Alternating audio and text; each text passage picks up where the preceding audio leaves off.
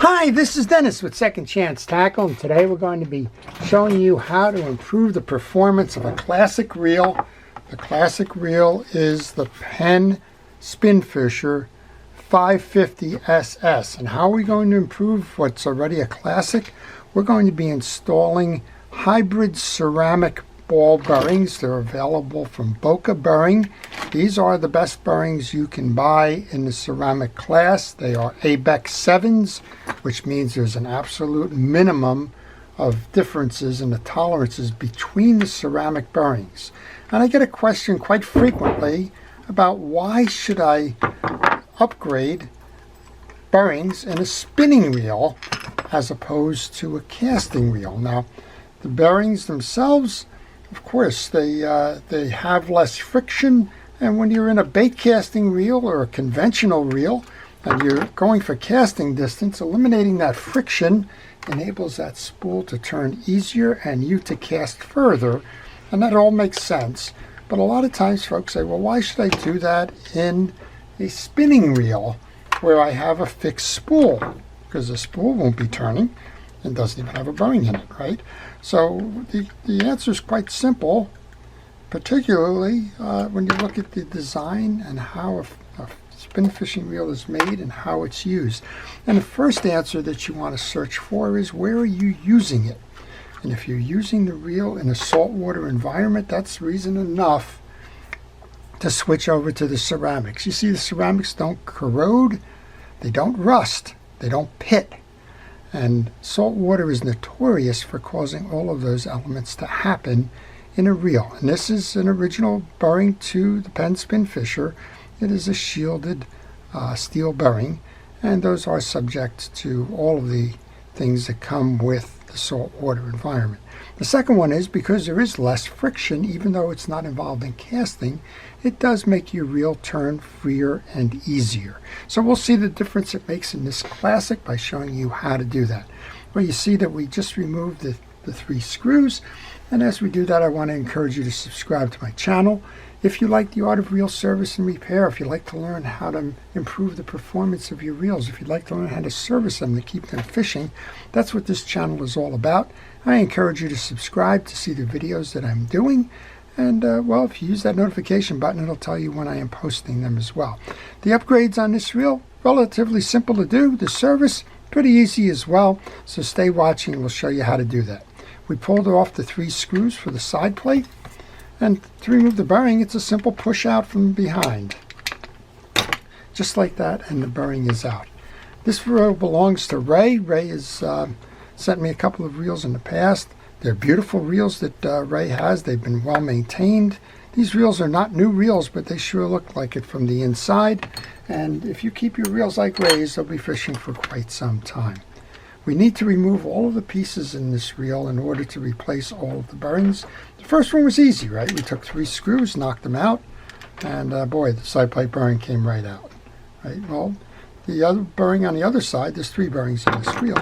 The bearing on the other side comes out just as easy, but you got to get rid of all of this stuff in order to get access to it. And then you have one more bearing up top. That's the pinion bearing. And when you take the pinion bearing out, well, you got to remove all of this to get there. I've removed the axle after I removed the tie down for that. It pulled out free and easy. And when you do a service on the reel, check all the pieces and parts for performance. Make sure that they're all in good condition. And, well, make sure you clean them up like this one. This is the main gear. And there's got a lot of old grease on it. That gets there because its centrifugal force will spin the main gear, just like, well, a dryer in a washing machine will do. It'll spin it, and that's going to throw off the water. In this case, it's going to throw off the grease that's here. And, well, when it throws off the grease, it doesn't wind up in the teeth anymore, stops lubricating the gear, and that's reason enough over time to go ahead and service your reel. Well, I'm using a bristle brush here to pull through anything that might remain in those teeth. I'm also checking them at the same time, making sure that there are no chips or cracks or broken teeth, and this gear is in good condition. This is a good place to tell you to take pictures as you service your reel. Pictures will help you to identify the positions, the orientations, and the sequence that you took the reel apart in, so that if you get stuck along the way, you can go back, reference your pictures, find out, well, was that piece facing forward or backward? Did I take that off first or last? Those kinds of things in case you've forgotten. All right, we've just removed the oscillation gear, the oscillation block, and so much of servicing a reel is just about cleaning and inspecting. And you saw how we cleaned and inspected the main gear. Now we're working on the crosswind block. When my pieces and parts come off, they go into a parts tray. I use a fast food container. That parts tray is a way to organize the pieces and know where they are when it comes time to reinstall. Now we're doing the same thing on the oscillation gear here that we did on the main gear. We're working to remove the dirt and debris. In this case, there's a little bit of shellacked grease on the back end of this. So I'm just going to use some penetrating oil to loosen that grease. And in this case, I think maybe, just maybe, I'm going to have to use the flat blade of a screwdriver to kind of chunk that off there. I don't know why that kind of set up the way it did, but it did. And then we'll use our bristle brush to pull through on the teeth, and we're inspecting as we go along. When I clean my pieces and parts, they go back into the tray. And now we can move up top so that we can take off the rotor and get access to the other bearing. Of course, we have access to this one now, so we'll go ahead and work on that one as well. Well, that's a stubborn one. I like this little tool. I actually got it at as part of a lot of reels that I purchased. I found it very handy. It's from teaminternational.com, so the .com kind of says it's been pretty recent, and well, I just kind of like it. It's got the 4 common sizes, and helps me all along. When I take the rotor off, I like to spray the joints of the bail. Make sure that it flips nice and easy, which this one does. I can set the rotor, set the spool off to the side, because we want to come up here. That's where your other bearing is located. So we want to remove the anti-reverse dog and ratchet right now, because you can't get to the bearing without removing these. It's held in by a screw. The screw sits on the post there. This comes off as a unit. There's actually 3 pieces to this. There's a collar. If yours comes off differently, we want to make sure you know what you have here. There's a single collar that sits right on top of the bearing. And then there's the AR ratchet and the AR dog. The AR dog goes high and low. There's fingers on this, one on each side of the ratchet, and it's a friction-driven device. Put that into our parts tray. Then we will remove the 2 screws that are holding that last bearing in place. So the ceramic bearings, well, I've become a fan favorite of those. There's several videos on here now changing those over. And we're in New Jersey, that's mid-Atlantic coast for fishing. We see a lot of saltwater use.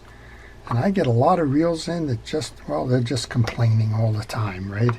And that's because the salt water is eating up those steel bearings. And again, if you're going to use this for any amount of time in the surf or in the salt, it's worth the while when your bearings start to go to upgrade them. We've removed the collar, which holds it down. We should be able to just pull this out. Sometimes it's going to get stuck in there. Sometimes this outer shield is going to gather a lot of dirt and debris and the like. And if it does, just spray it down with some penetrating oil before you go any further. All right, we're going to clean out the teeth of our pinion gear just like we did on the other gears. Inspect. They're in good condition. And we'll go ahead and start the reverse process now. We're going to put the new bearing in. We're going to assemble this reel and see how it performs. Ray liked the performance. I had done this on his 700 or 7500 Spinfisher, liked it so much he asked me to do it on this one as well. So we're doing that and showing you how to do it in case you haven't seen the other video. Bearings need to match up. You measure a bearing inside diameter, post to post, outside diameter, and width or height of the bearing. They need to be exact. Any questions, if you want, one of the easy ways to do it is if you don't have a caliper or a way to measure, go to the Boca Bearings site.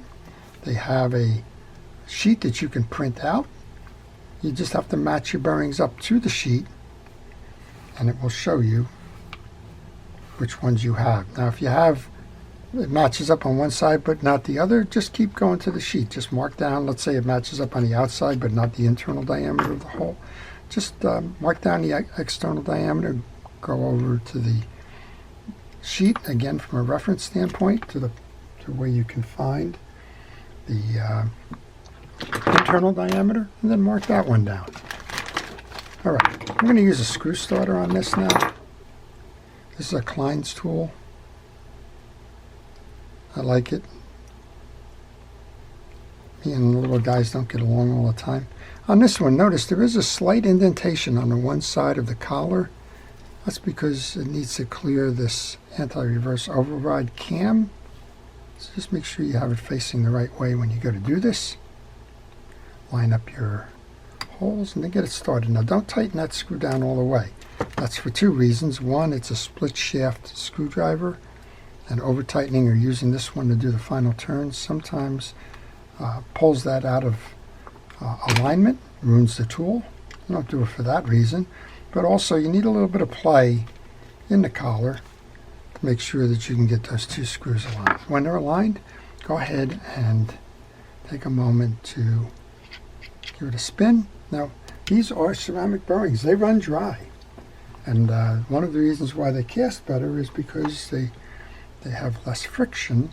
If you put oil in there, and you can put oil on these, if you do, it's just a drop, just put it over the shield. But running them dry creates less friction. Oil actually will create friction in these bearings.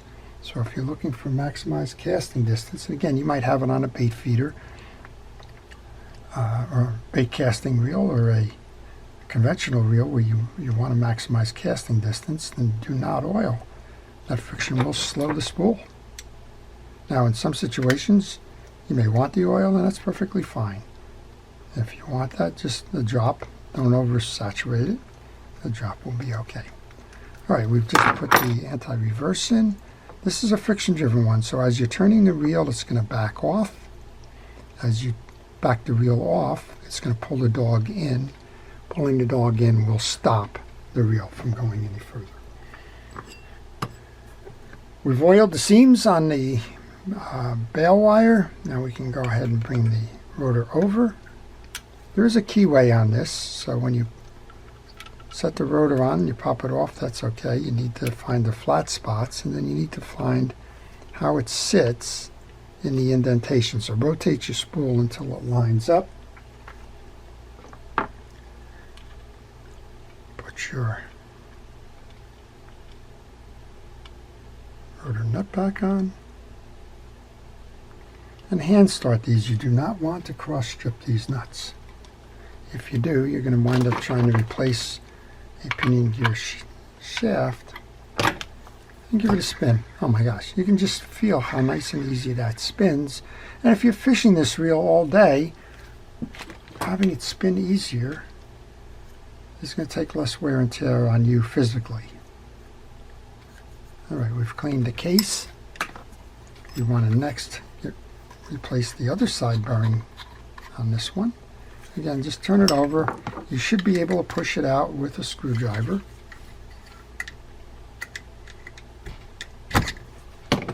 And then we can replace it with one of the ceramics. For those of you that are interested, I will leave the part number, and I will leave you the information on how to order these in the description of the video. Okay, here's your new bearing. Put that back in,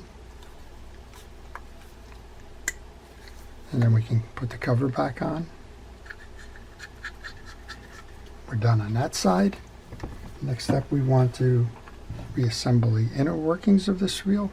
So we'll grab that oscillation gear that we previously cleaned. We're going to put grease on that. When you do that, make sure that it's fishing reel grease.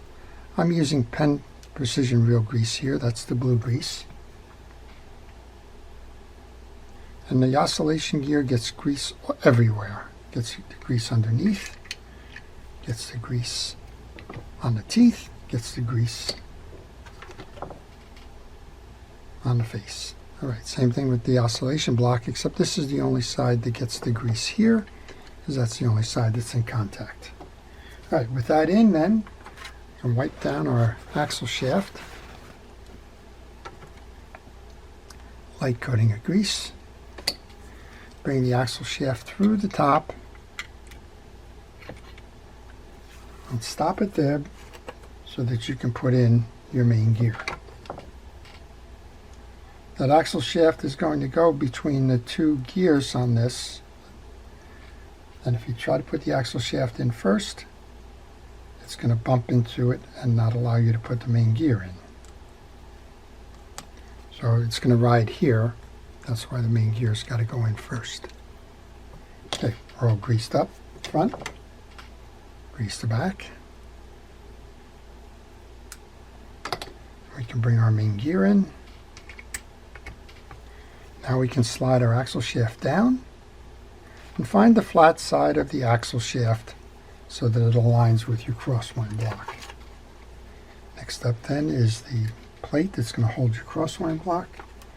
The two screws that hold that to the crosswind block and the plate. And again, I'm going to use that screw starter. And do not tighten it down all the way. This one needs the same amount of play as the other one does. Once you have them both started, you can go ahead and finish the tightening with a traditional flat-bladed screwdriver. Okay, we've got two of them done. We've got one more here. We've knocked that one out of the plate earlier, so let's take this and put that in play.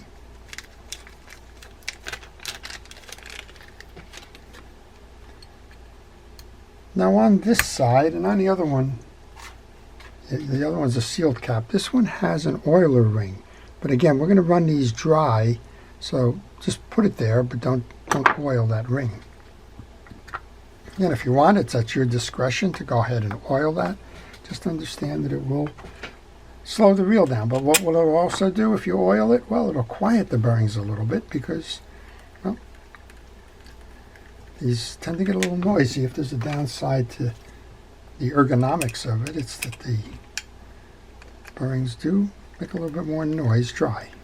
So a drop of oil will quiet that, but again, it will be at the expense of the performance of the bearing due to the increased friction.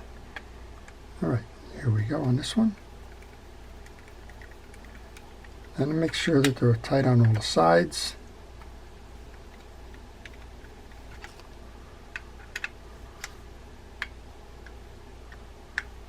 We can bring our ring over, put our side plate ring on.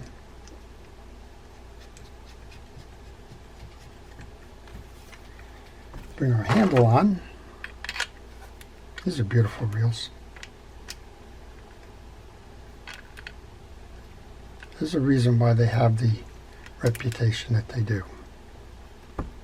Okay, tighten that down so we can test that. One more thing I want to do before we finish this, and that is to check the drag washers in the set. Now these should be HT100 drag washers. They're a hybrid. To get access to them, find your clip ring and a little pick that's going to pull that through.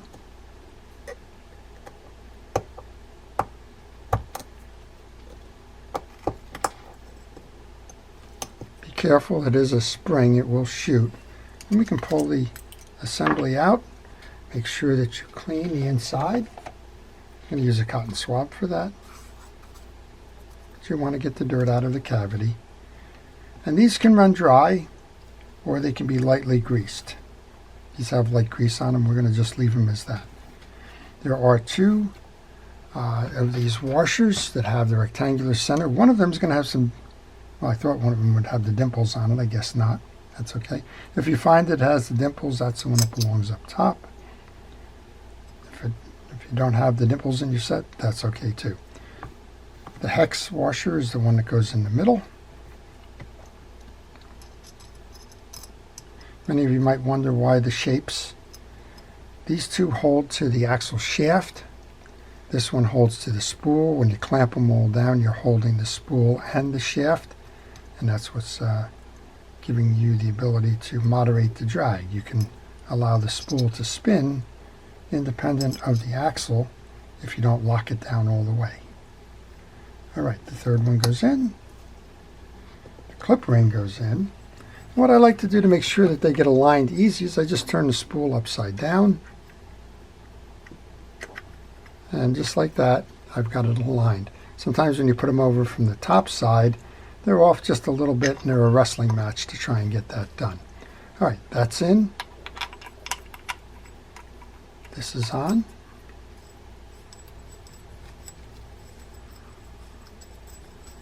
Tighten it down, make sure that your drags are holding, and then back it off. And the last thing I want to do before I test is just take my glove off, find a little pad for a light cleaning, use some rod and reel cleaner to get rid of any oils or debris that I may have left on the case during the service process. This can be used on rods and reels right after you take the reel fishing. It's a great little product. It's also by Penn. It's called Penn's Rod and Reel Cleaner. I don't get paid for saying that. It's just a nice product that I use and people ask, so there you go. Alright. Beautiful reel that Ray sent in. We've just changed it over to the Hybrid Bearings. Let's give it a test. Beautiful. It spins so nice and free and easy. This thing's ready to go fishing for a long time to come. Again, if there is one thing that folks may say about the hybrids, that they're a little noisy, you can quiet that noise with a drop of oil, or you can just take it for what it is. And this is the freest it will spin, the easiest it will turn, and it will ensure that you'll have a nice day on the water without getting overworked physically. Well, this is Dennis with Second Chance Tackle. I hope you've enjoyed it. Before I leave, I want to thank our first responders, our police, fire, safety, rescue, everybody involved in keeping us out of harm's way. I truly appreciate what it is that you do day in and day out. I want to thank you for that. And I want to thank everybody for watching, for making this channel what it is, and for helping us to succeed by delivering videos that you find interesting. If you have any questions or comments, please leave them in the section. If you like the video, please like it. And again, if you haven't subscribed, please subscribe. That way you'll see all of the projects that I'm working on. This is Dennis with Second Chance Tackle, wishing everybody a great day.